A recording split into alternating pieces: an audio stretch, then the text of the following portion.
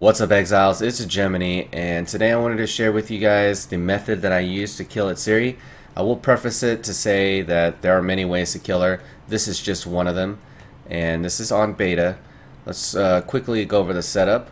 Right now I'm using Taste of Hate, a bunch of bleed flask, and a shock immunity flask on a topaz. So this will give me that extra lightning resistance and give me that shock avoidance or shock immunity for a period of time.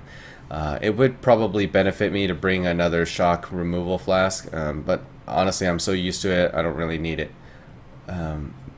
So another thing that I did was I removed one of my gems because I think it'll give you a better demonstration of how it looks like with a 5 link. And I've taken the liberty of clearing all the vault trash just for the sake of time on this video. Alright, so without further ado, let's hop in. If you want to know more about the character, feel free to check out the build guide, and that has a lot of other references like the early levels and how I did it self-found at the beginning. Alright, so the important part with the twin vols is there is a lot of magic damage. We'll go ahead and use Sapphire's Frame. I usually don't do the swap, but this is going to increase my maximum lightning resistances to 79. And there is cold damage in here, but I also have Taste of Hate to help me deal with that. Honestly, it's just a very mechanical fight. There's ball lightning in addition to the regular vol mechanics, and popping a topaz flask actually lets you face tank the laser beams since you won't be shocked and take, you know, extreme amounts of damage afterwards. You can use HegeReave in this fight. I'll pop it right here, and it gives me an advantage, but very good mitigation. Sapphire's Frame helps me avoid, you know, all the laser beams, among other things. You just gotta really watch for the slams, and you want to kill them at the same time because they do enrage.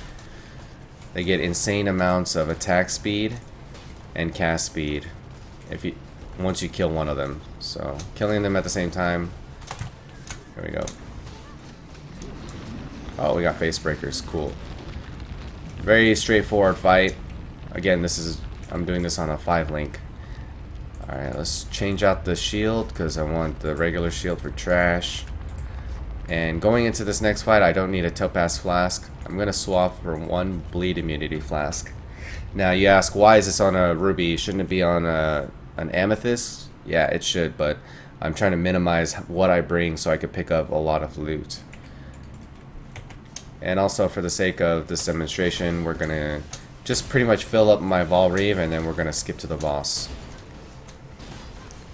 I will say that the Atziri trash, they're all blue magic packs, so they give you insane amounts of XP for your gems, so it's pretty good to clear it.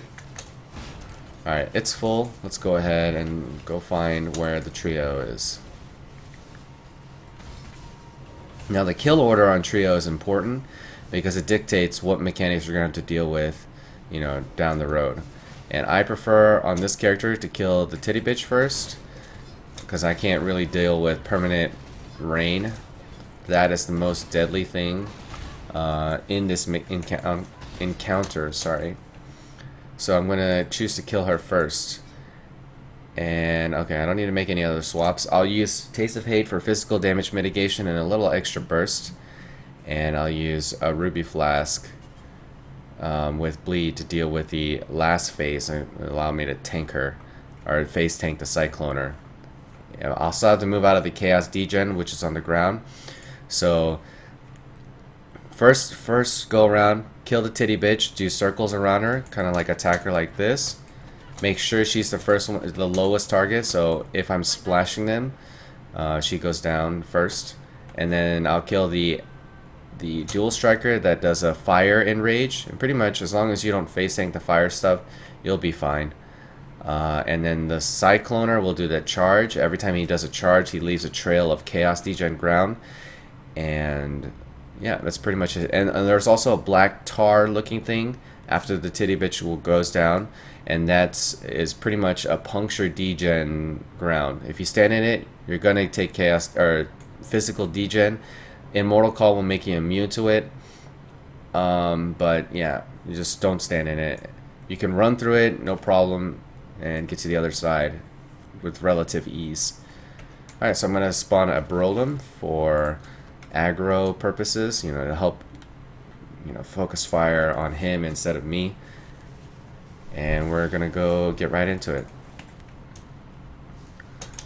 You can use Abyssal Cry or Enduring Cry for extra physical damage mitigation or extra damage. But pretty much I'm just whittling her down with Reave, doing circles, avoiding that rain because that's what does most of the damage. When I think I'm going to get rained on, I usually pop Taste of Hate.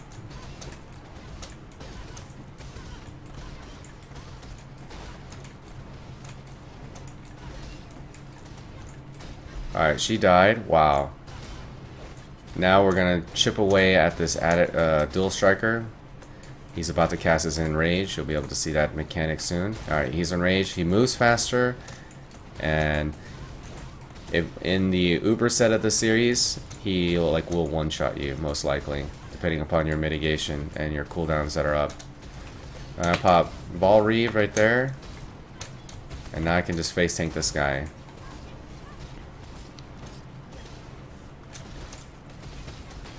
And the ads will feed my flash charges. I have negative 56 chaos res, so that degen is pretty massive. Alright, so not gonna really care about the loot so much. Going into Atziri, I do double Flame Blast with puncture removal, double Ruby Flash, sorry. And I will use the Sapphos Frame, and I'll swap to that once we get there. Again, we'll just fill up our Vol Reave and proceed. Skip all the trash. I only use Vol Reave for one of the ad phases. You can only use it one time. So you gotta pick and choose your shittiest situation where like they spawn in an X and it's just much harder to deal with. I actually don't need it at any time because my damage is good enough right now, but with subpar DPS you'll definitely want to not heal her with the ads. And that's the mechanic. If an ad makes it to the boss, she heals for a percentage. You don't ever need to use it on the first phase because you do so little damage to her up front that if she heals to full, it's not a big deal. Alright, so Vol Reave is up. Let's go ahead and whirl to the boss. I'm probably desynced, yeah. This is a lot of trash. Let's go ahead and heal up some. Alright, it's this way.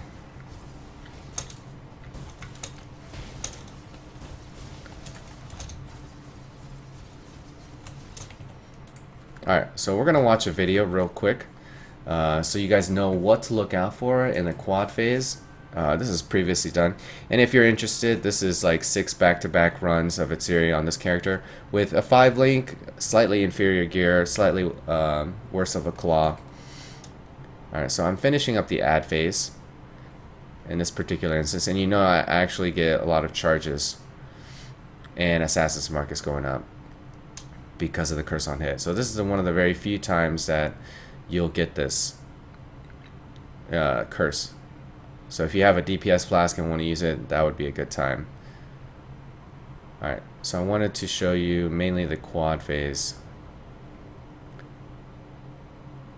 This phase is probably the most random as far as which ability she'll choose to use, but it's also one of the easiest. It's like kind of like Simon Says. Alright, so I spawned the Brolem, and I usually like to start at this top left-hand part of the map because I like to bait the first Flame Blast in this area. Ideally, I try to make an effort to focus on this one. Unfortunately, this is the one that spawned with a mirror, and a lot of people ask, well, what do you mean the one with a mirror? There are 4 Atziris in this layout, and 3 of them attack. One of them throws spears. She has the spear in her hand. The other one just casts Flame Blast, and the other one just sits there and channels Storm Call. And the one that doesn't do anything, just stands still, and has a mirror in her hand, is 100% reflection damage. Now this can be a problem with Reave, because as you Reave, your stacks get higher and higher. So if you start to run in the middle of this and try to do DPS, you could multi-strike and flip-flop and attack the mirror. So it's best just to avoid it or attack around the edges instead of going inside to attack. If you have to run inside, it's not a big deal. Just make sure you don't attack. And we're going to go ahead and watch this phase. So I baited the first flame blast right there. And now I'm just evaluating where the storm calls are getting laid out. I'm evaluating what position is where. The spear thrower is on the right side, and the mirror is on the bottom. I usually like to attack these two as an alternative. I don't really attack the top one. I find it very, very stressful to attack that one. Feels like there's very little room. So I make my approach. I'm attacking the spear guy, and there wasn't a very good opportunity to attack this guy, so I just bounce. And then, the point is to be patient and pick and choose your battles. Also, when you're meleeing the spear guy, chances of getting speared to the face are very, very high. When you're on the opposite side of the spear guy, it's much easier to dodge because you have more of a reaction time, and she also has to predict where you're going. So if you're moving, she'll throw the spear in wonky ways. Alright, so I'm now in a good position to face tank the flame blast. That's why I bring 2 rubies with surgeons. These will refill as I'm attacking, but one usage of a ruby flask will allow me to mitigate 2 blasts. So you'll notice ruby goes up right here. I eat the first flame blast, and I'm prepared to eat the second one. They're going to come at very consistent times. Ruby is still up, I take the blast. Ruby is down, and that's when I'll roll the 5th flask. I alternate between 1 and 5, and I'll call that out when I'm actually doing the fight, so you guys have an idea when I'm hitting my flask. The most important part when choosing to face tank the flame blast is to pay attention to the red circles, which are going to be the storm calls, even if you're just constantly trying to avoid them. Now, some people opt in to bring a topaz flask and just tank everything, the ruby and the topaz, to mitigate the storm call and the flame blast. But in this case, my DPS isn't insane, so that would be more beneficial to people that can fill up flask charges faster than I can, or that can push the phase out quickly within 2 guaranteed usages. Alright, so I'll use number 5 right here. Goes up. Gonna eat 2 flame blasts in a row. The red, storm call spawned, so I had to move, but I can still eat this flame blast because I still have the mitigation. And this is actually kind of dangerous. This is why, having huge AoE, if I were to actually attack this guy, I would just die. But I'm very used to it, and I know my distance. It's kind of like muscle memory. I've done this so many times. Getting speared to the face, getting that stun sometimes sucks when you're trying to move out of stuff, and sometimes it'll catch you. But overall, that's it. Just alternating between 1 and 5, picking your opportunities and avoiding the storm call. It's very, very tanky because you have Saphil's frame on, which I'm about to put on. And you'll take a look at my resistances. So I have 79 fire, 79 lightning, and when I pop a ruby, I'll have 89 fire resist. Alright, so without further ado, let's hop into it. And I'll do an ad phase where I don't get hit by the flame blast and I don't use potions. So you'll have an idea of how it looks like if you're not face tanking. And this is also what it would look like if I was out of flask, which will happen if you're low on DPS in that phase. So this single phase, you just try to avoid everything and not use any flask. Use a healing flask if you absolutely need to. Don't let yourself die. But alright, so now we have a pretty decent spread. It's like 50%. No problems. She's gonna have Assassin's Mark. I don't really have a Taste of Hate or a Amethyst Flask to give me some burst damage, so any damage that I do after this is just gonna be like the same. I do have 5 power charges, and Onslaught just Unholy Might. So we're just gonna look to do some damage. She's gonna go into quad phase. Avoid that. Try not to use your Fire Flask here because it's gonna make your life a living hell if you're new to this fight during the quad phases. This double flame blast has penetration attached to it, so even if you had 100% fire res, you're still going to take damage. Alright, let's spawn Brolem. provides an additional distraction. So we have the flame blaster at the bottom, which is good. I'm gonna face tank 1. I pop my first flask.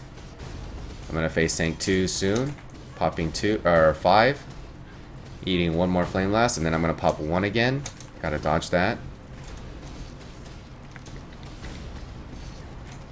All I'm doing is avoiding the red circles and using my flask to deal with the flame blast. Now the next time I go through this ad phase, I'll do it without using fire flask. Again, this is not a phase to be greedy. This is like really manage your real estate. Now I like to run up to the ads at the very beginning to get my reef stack higher. You can also attack the boss. Even though the boss takes no damage, I'll still get the mana and life gain on hit through my claw, and it'll extend the AoE. So we got a nice spread for Reave in this ad phase. If it spawns in an X, I will pop HegeReave and I'll increase my AoE.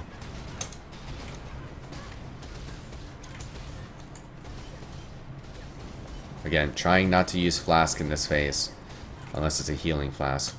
Alright, my Brolem survived. He's kind of low HP, but I'm going to spawn him again. Alright, so we have the Stormcaller at the bottom. We have the mirror at the top. Oops, sorry.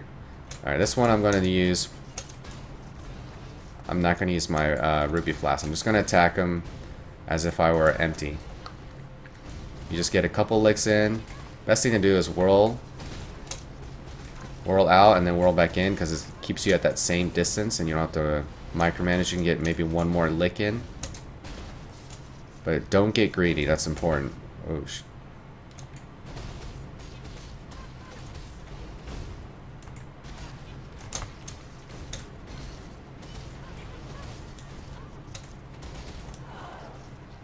pretty easy.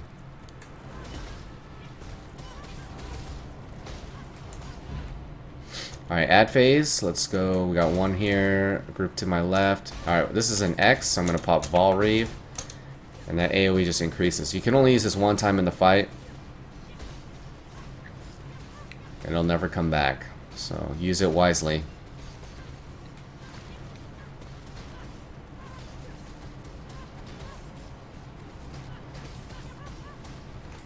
I'm going to spawn my Brolem, build up my reef stacks.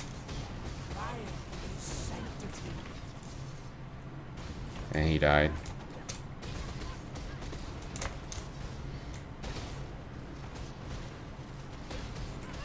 We're gonna go into another ad phase, probably right after this. Yep. Summon Brolem again. Alright, the mirror is at the bottom. Probably gonna attack the one at the top. There's some storm calls there, so I'm not ready to engage. I'm gonna pop 1. No, I'm not gonna pop 1 yet. If I'm running around, I'm not gonna get hit by the flame blast. So, all right. Popping 5. Eating 1 more flame blast, and then I'm gonna pop 1. Popping 1. Popping 5. And the phase is over. So it's kind of like rinse and repeat. Make sure you pop 1 fire flask and eat only 2 flame blasts. Or you can dodge it all around and do it that way. It's another easy ad phase. One thing you should do, which I didn't do this time, was spawn Brolem before this ad phase starts. It'll give you that extra crit chance and accuracy. That extra deeps.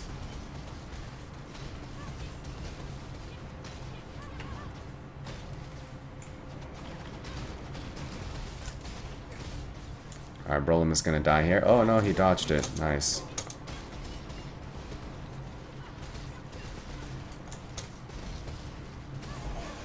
Oh, we got a scepter! This is the second scepter out of like 50 runs that I've had. It's nice. Well, if you guys have any other questions, feel free to come in my channel and get some specifics. Hopefully you guys enjoyed this video or now have more confidence to take on Atziri yourself. Yeah, feel free to hit the like and subscribe, and thanks for watching.